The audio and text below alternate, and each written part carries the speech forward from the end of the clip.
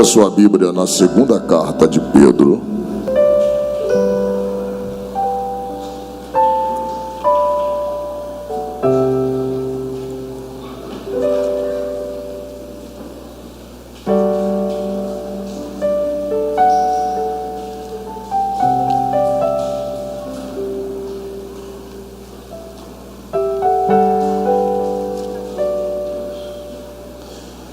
Capítulo 2, versículos 5, 6, 7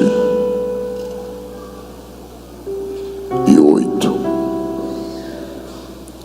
Segunda Epístola Universal de Pedro, capítulo 2, versículos 6, 7 e 8. E não perdoou o mundo antigo, mas guardou Noé, pregoeiro da justiça, como as 7 pessoas ao trazer o dilúvio sobre o mundo dos ímpios. E condenou a destruição as cidades de Sodoma e Gomorra, reduzindo-as a cinzas e pondo-as para exemplo aos que vivessem impiamente.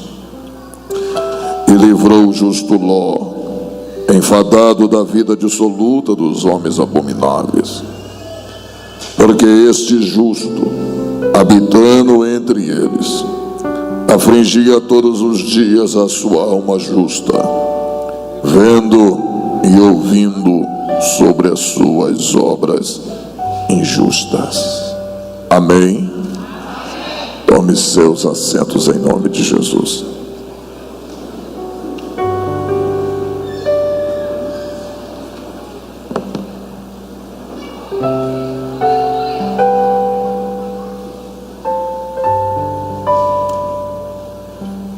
Meus irmãos,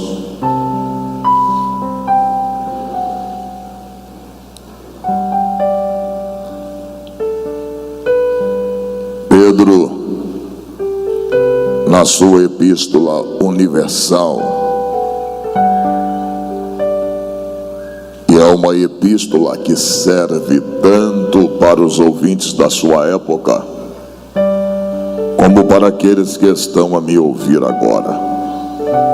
Por isso que se diz a Epístola Universal.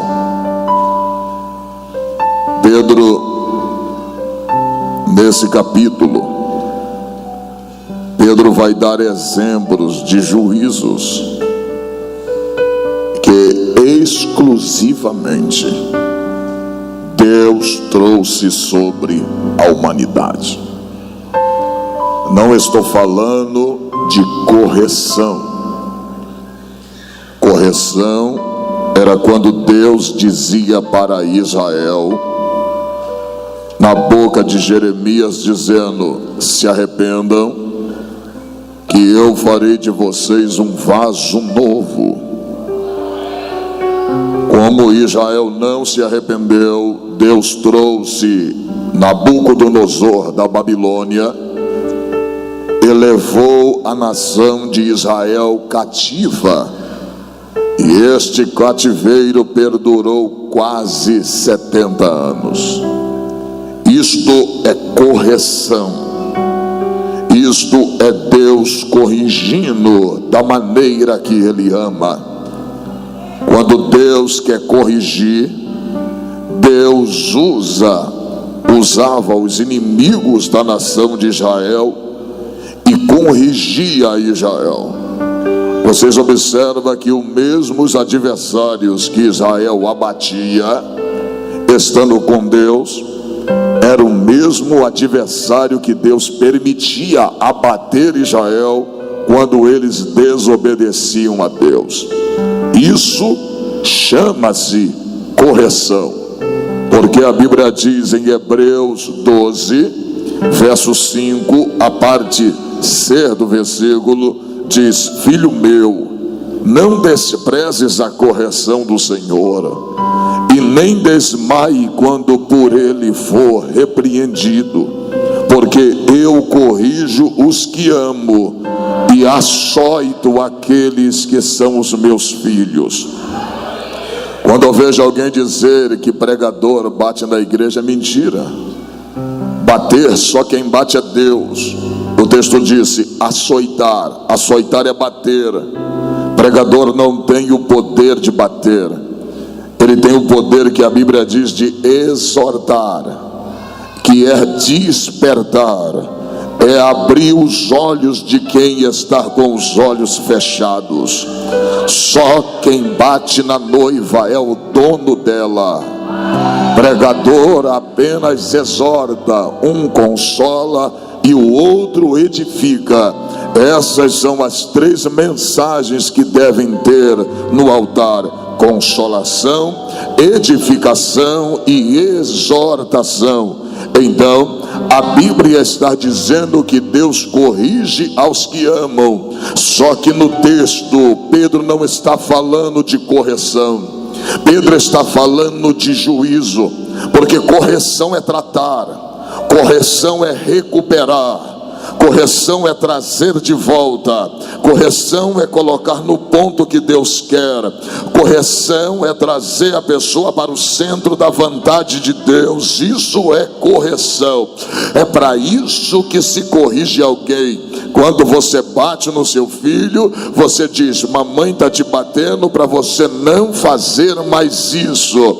Estar apanhando porque fez isso, todavia não quero que você faça mais. Isto é correção.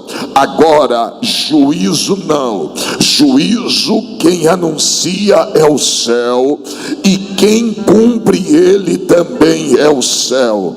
Pedro vai enumerar cerca de 3 juízos. No verso de número 4, o juízo sobre os anjos. No verso de número 5, o juízo sobre a terra. No verso de número 6, um juízo sobre a cidade de Sodoma e Gomorra. Primeiro, um juízo que acontece nos ares, que acontece no céu. Segundo, os 2 juízos que acontecem, um de forma mundial e outro de forma local. Então, Pedro vai vaticinar, Pedro vai afirmar que o que aconteceu no Antigo Testamento não é invenção.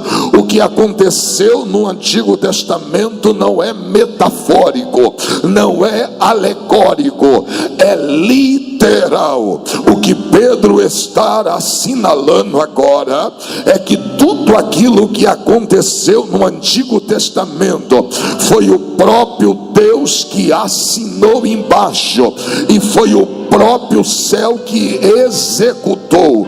Olha para cá, nos 2 juízos a Bíblia diz que é Deus que vai dar a sentença. Quem é que dá a sentença? Deus. Sabe quem é que executa?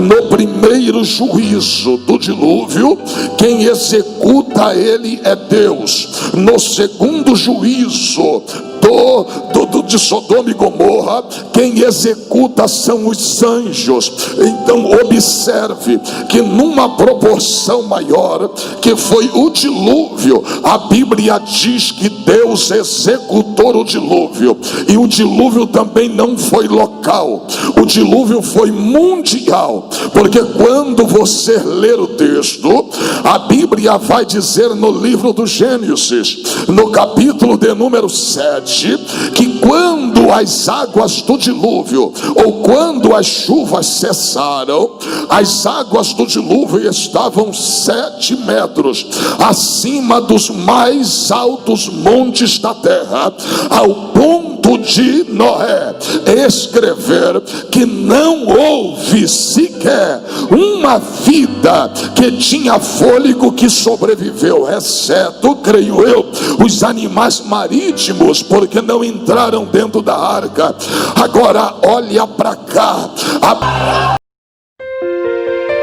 Web Mídia Produtora.